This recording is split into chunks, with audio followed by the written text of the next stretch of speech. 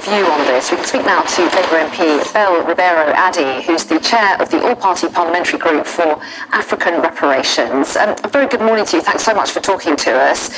What do you think that the UK government should be doing when it comes to this issue of reparations for slavery?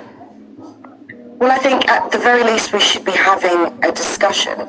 I think the idea that we haven't been willing to entertain it, or I hear that that's slightly changed, may come across as quite disrespectful to Commonwealth nations, particularly as we're meant to be a family of nations, no longer a group of countries ruled over by one country. So the idea that there would be some sort of veto, or that the UK alone could dictate what the discussions were, isn't right. Well, yeah, and Sir Keir Starmer at this meeting has said that slavery is abhorrent, but he said it's important to talk about today's challenges like climate change and boosting trade. What do you make of how he's handled this? Well, absolutely. Today's challenges are extremely serious, but most of those nations that are calling for reparations, actually all of them are calling for that are calling for reparations, recognise that they are unable to meet today's challenges when we haven't completely addressed what's happened in the past. I know that there has been a quantification of what should be paid in reparations, and people just need to realise that is it's important when you're making a claim to quantify it. However, there's no amount of money that could fully recompense for the horrors of enslavement and colonialism, but we do have to do things to try. And moving forward, we have to understand that these particular circumstances of human history have held these nations back, and all they're trying to do is get on an equal footing. And well, yes, and how important is that issue of financial recompense, of the issue of money? Because some estimates have put on this, they've suggested it could be many trillions of pounds. And is that ever going to be realistic that a UK government would offer that kind of money? I mean, especially in straitened times. Well, people keep focusing on the figures, and I understand why. They hear these figures and they get quite scared. But it's important in any claim that you make a quantification. The conversation on reparations for slavery in the UK has moved from the abstract and the evasive into a complex discussion involving Commonwealth leaders, as it was almost likely to do. And the figure of £18 trillion has been bandied around in various newspapers. And while the UK, represented by the Prime Minister, Sir Keir Starmer, held firm in dismissing financial reparations, it faces mounting pressure from Caribbean and African nations who argue that the legacy of British colonialism requires tangible recognition, whether through financial compensation, education or formal apologies. In fact, the British diplomats are eagerly saying, well, financial recompense isn't the only route. We could also do education. We could also do investment in foreign aid and so on. The recent Commonwealth Summit's acknowledgement of reparatory justice marks a shift. The UK's reluctance to formally address the topic now contrasts with an international consensus urging reparations for the atrocities of the slave trade. And our reluctance to even put this on the agenda makes us look so ridiculous. The estimated cost of 18 trillion is this daunting figure that underscores the scale of generational wealth extracted by colonial powers, and the potential price tag emphasizes why the UK has been so slow to engage. Hello my people, welcome back once again. Today we are talking about this reparation. The Commonwealth countries are putting pressure, they are demanding reparation from United Kingdom.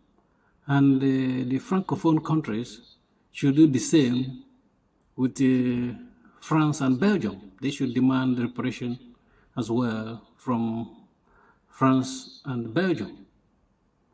Before we dive into this, let's talk briefly about what this reparations is all about, and how these Commonwealth countries, what is the real demand they are making. But before we go into it, let me say that this reparation should be in cash reparation. It should be financial reparation. It shouldn't be anything else, like teaching or try to do some charity work and call it reparation. And even apology is not a reparation. You shouldn't accept, the Commonwealth countries should not accept apology as a reparation. Anything that is not financial should not count as a reparation. It should be discarded.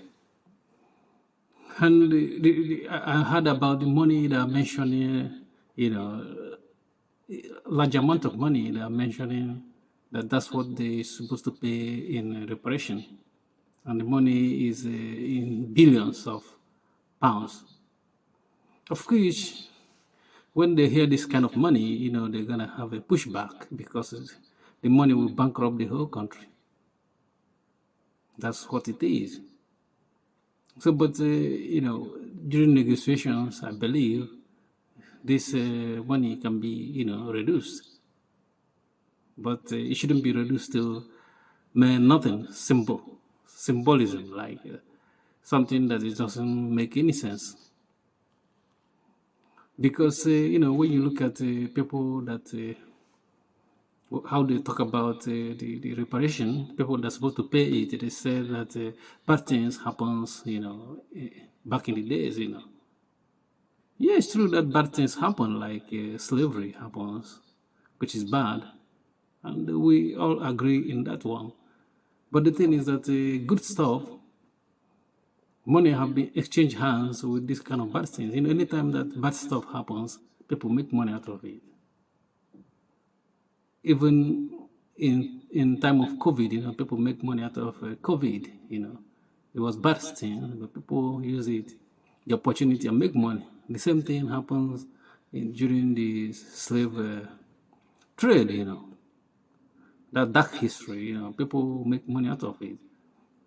And you can see that this money that people made, they pass it down to generation.